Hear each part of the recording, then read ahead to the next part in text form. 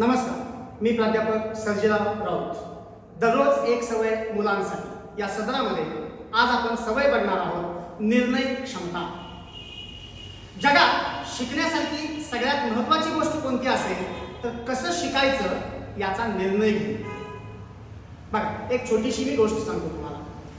एक बायोलॉजीचे प्राध्यापक असतात आणि ते आपल्या मुलांना सुरवंटाचं फुलपाखरू कसं तयार होतं हे प्रॅक्टिकली शिकवत असतात. त्यांनी त्यासाठी वर्गात एक कोश आणलेला असतो आणि तो कोश ट्रेमध्ये ठेवलेला असतो आणि विद्यार्थ्यांना सांगतात की या कोशाचं निरीक्षण करा आणि या कोशातून फुलपाखरू कसं बाहेर पडतं ते बघा. कोशाला कुणीही हात लावायचा नाही, फुलपाखराला बाहेर पडण्यासाठी कुणीही मदत करायची नाही आणि काही कारणासाठी ते बाहेर जातात. 2 तासानंतर त्या कोशातून फुलपाखरू बाहेर यायला लागतं, पण त्या फुलपाखराची ताकद कमी पडते आणि त्याच्यामुळे ते रक्तबंबाळ झालेलं असतं. ते बाहेर यायला धडपडत असतं. याच्यातल्या काही दयाळू मुलांना त्या फुलपाखराची दया येते आणि म्हणून एका छोट्याशा काडीनं अलगद तो कोश जो आहे तो कोश बाजूला करण्यासाठी त्याला मदत करतात आणि फुलपाखरू बाहेर येतं. काही कालावधीनंतर ते फुलपाखरू मरून जातं.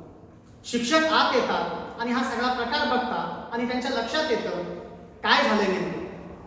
मग ते सगळ्या विद्यार्थ्यांच्याकडे बघतात आणि सांगतात, विद्यार्थी मित्र, तुम्ही त्या फुलपाखराला बाहेर येण्यासाठी मदत नाही केली, तुम्ही त्याला मारून टाकलं.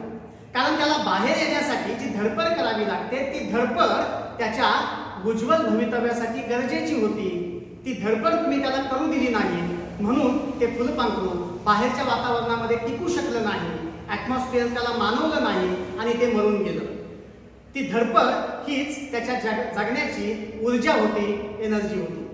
निर्णय घेताना आपण कोणत्या भावनेतून घेतो ही गोष्ट सुद्धा गरजेची आहे.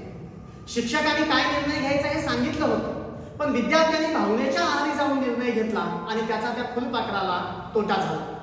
बऱ्याच वेळेला बुद्धिमत्ता आणि निर्णय क्षमता यांच्यामधला आपल्याला फरक कळत नाही.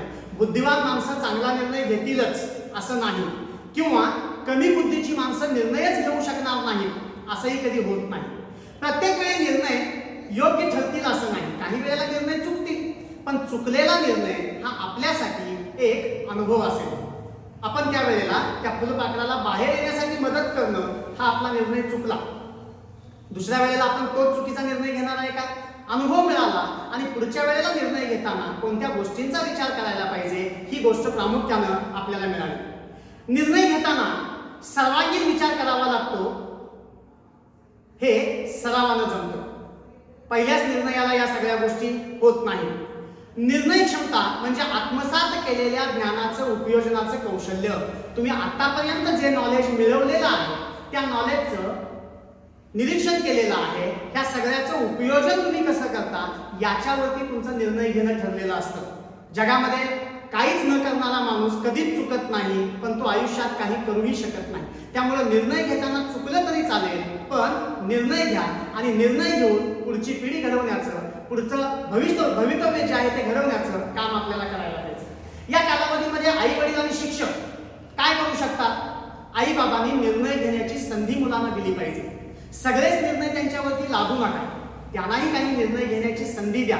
उदाहरणासाठी बघा, कोणता ड्रेस घालायचा आहे, कोणती बॅग न्यायची आहे, आज शूज कोणतं घालायचं आहे, मी अभ्यास करू का खेळ, अशा सारख्या छोट्या छोट्या गोष्टी ज्या आहेत. मला मोठी सायकल घ्यायची, मग मी सायकल 20,000 रुपयाची घेऊ का 5-6,000 रुपयाची चालेल.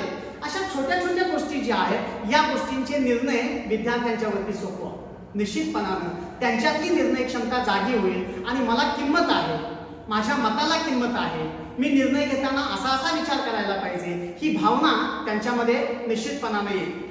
अभ्यास खूप आहे, पण बाहेर मित्र खेळायला बोलवत आहे, बघ बाबा तू काय करतोयस, असं जर आपण त्याला म्हटलं तर तो उठून डायरेक्ट खेळायला जाईल का? तो स्वतःच्या मनाला विचारेल की माझा अभ्यास पण आहे, मित्र पण खेळायला बोलवत आहे, मला या वेळेला अभ्यास करणं जास्त गरजेचं आहे. हा निर्णय त्याने घेतला, याचा अर्थ तुमचं 50% काम जे आहे ते काम कमी झालं.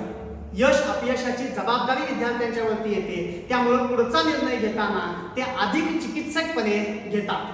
निर्णय क्षमता विद्यार्थ्यांची विकसित होते आणि निर्णय क्षमता विकसित होऊन प्रगल्भता येते. निर्णय घेण्यासाठी आणीबाणीच्या कालावधीमध्ये ॲज अ पॅरेंट टीचर म्हणून आपण त्यांना मदत करूया, पण ती मदत 100% नको. ती मदत 50%, 60%, 70% करून निर्णय मात्र विद्यार्थ्यालाच घ्यायला लावू. तुमच्या आयुष्यातील चांगल्या निर्णयांमागचा विचार जो आहे तो विचार त्याच्यासोबत शेअर करा की मी त्यावेळेला असा निर्णय का घेतला आणि तो निर्णय फायदेशीर कसा काय झाला. अशा पद्धतीने जर आपण घेतलो तर निश्चितपणानं विद्यार्थ्यांची निर्णय क्षमता जी आहे ती वाढेल आणि एक चांगली सवय विद्यार्थ्यांना लागेल. चला तर मग मुलांनो, स्वतःचे निर्णय पालकांच्या मदतीनं स्वतः घेण्याचा निर्णय घेऊया. एक इच्छा काहीच बदलू शकत नाही, पण एक निर्णय खूप काही बदलू शकतो. अशा पद्धतीची निर्णय क्षमता आपल्यामध्ये आणण्यासाठी प्रयत्न करूया. चॅनेल सबस्क्राईब करा आणि याच्यावरच्या कॉमेंट्स ज्या आहेत त्या कॉमेंट्स त्या ठिकाणी लिहा. मी तुमच्या कॉमेंट्सची वाट बघतोय. पुन्हा भेटूया उद्याच्या भागामध्ये एका नवीन सवयीसह. धन्यवाद.